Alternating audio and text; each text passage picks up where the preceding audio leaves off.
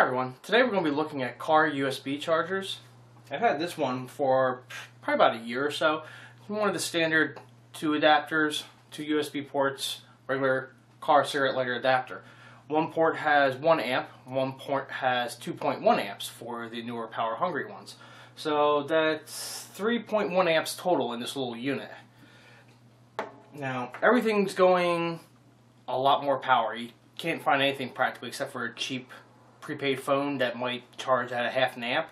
So everything needs at least 1 amp to charge, like my older S3, or if you get like the newer S4 and S5s, or like the iPads, the iPhone 6, they usually want either 2.1 or 2.4 amps to charge with.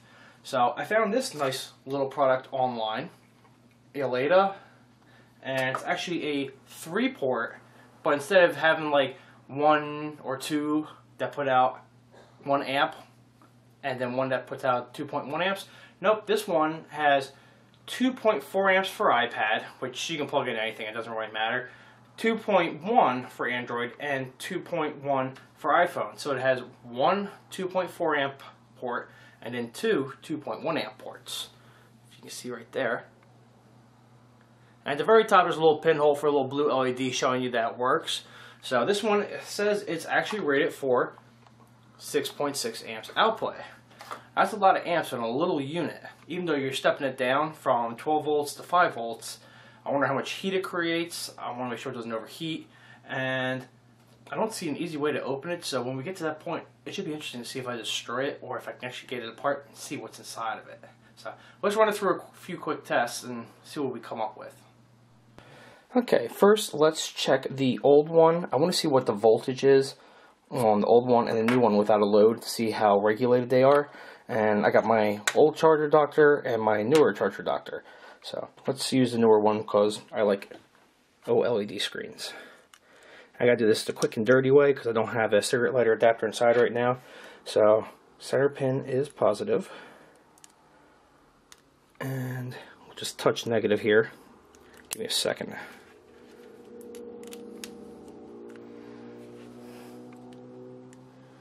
Of course the screen's reversed. So where's that little button?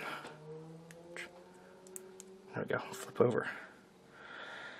Okay, let's see if I can zoom in here a little bit.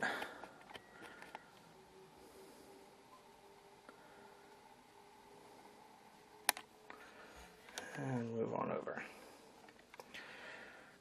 Now it's saying 5.3 volts on this old one, which is barely in spec. So USB usually allows plus or minus 10%. That might actually be out of spec barely without a load on it. So the regulation on this isn't the best. So let's try the other unit. Unplug that. Get that out of the way. Here's a new unit. Hit positive again. And touch the negative.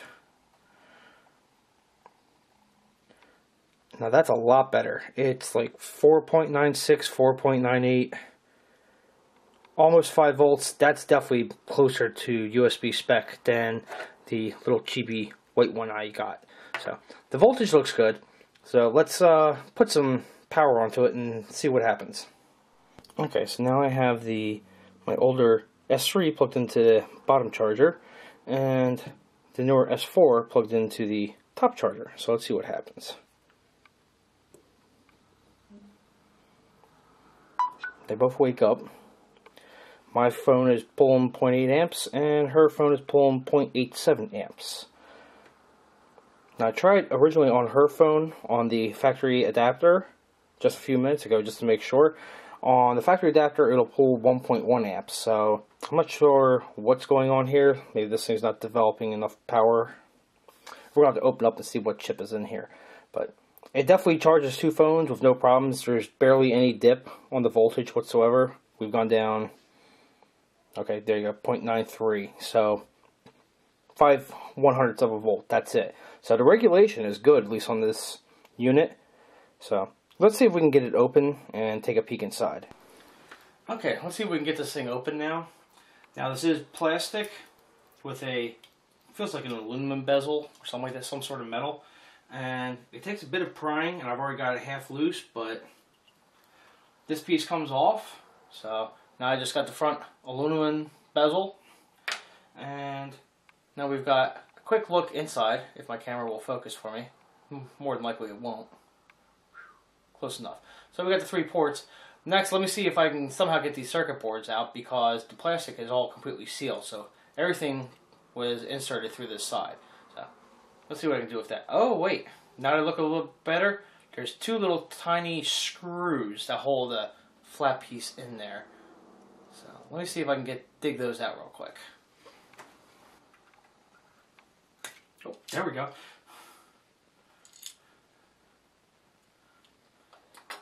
Okay, that actually came out fairly well.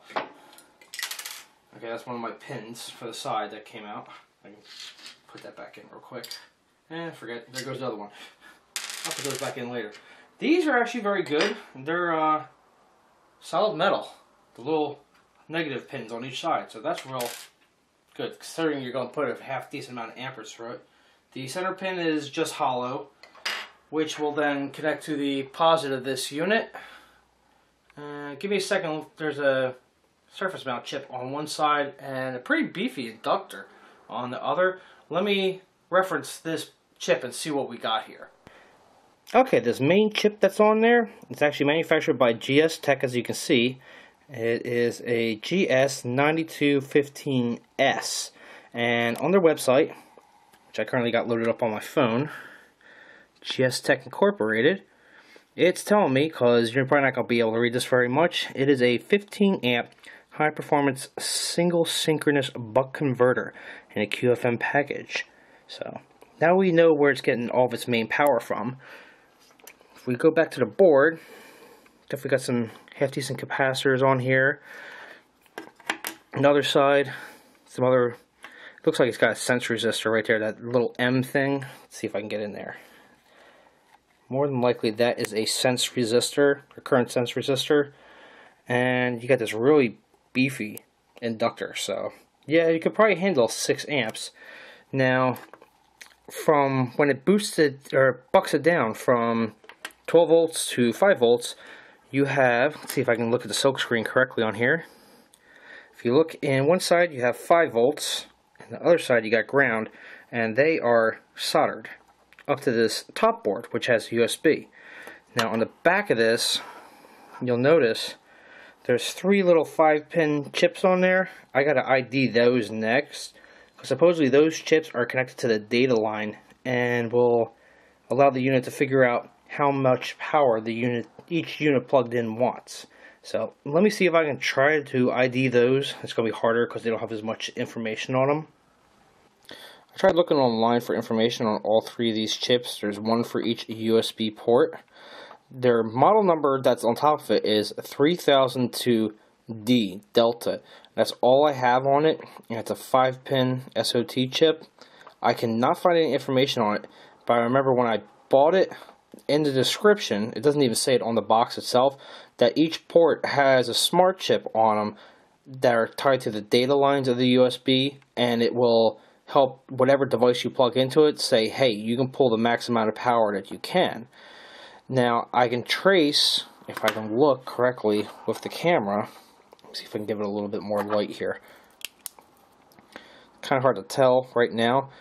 If we look at the very bottom one here, you'll see 2 thin traces run into the 2 center pins of the bottom USB there. So the chip is connected to the data lines, and then they also run up, it looks like each port has 2 blank spots for either a resistor or capacitor, and they were never filled in. So without finding a data sheet or information on this chip, I can't even tell if they're fully activated or this is like a pre-production model that kind of skipped over. If I twist it around a little bit more, you'll see over here as well, on the top USB, there's 2 ports that are not plugged in. There's no resistors, and it looks like there's right here in the center, there's 2 more that are missing for the center USB. So these are supposed to tell the each USB device that I can pull the maximum amount of power, but at the same time there's unpopulated spaces, so I don't even know if they're really working or not. So if anyone can find any information on these 3002D Delta 5-pin SOT chips, that'd be great, because then I could do a little bit more research and see if we're missing something here. Okay, after about another 15 minutes of messing with it, I got it back together. So that's why I like doing this, because this way not everyone else has to pull it apart. So it looks like it's a good unit. Unfortunately, I don't have an iPad or anything that actually pulls 2.1 or 2.4 amps to test it. But I'm future-proof now, basically. So I got 3 ports, and we definitely know it has a synchronous buck converter into it that can more than adequately supply 6.6 amps, if not 15, depending upon how it's regulated. I didn't go through the whole schematic and everything. The only question is those 3 little SOT chips inside of it, are they actually set up correctly or not? If anyone has any information that they can find on those 3 chips, go ahead and leave it in the comments, and I'll see what I can find on it from what you found, and we'll look at the schematic and see if it's actually set up correctly, or if they're just there for being pretty and they're not actually activated. Not quite sure. So, thanks a lot.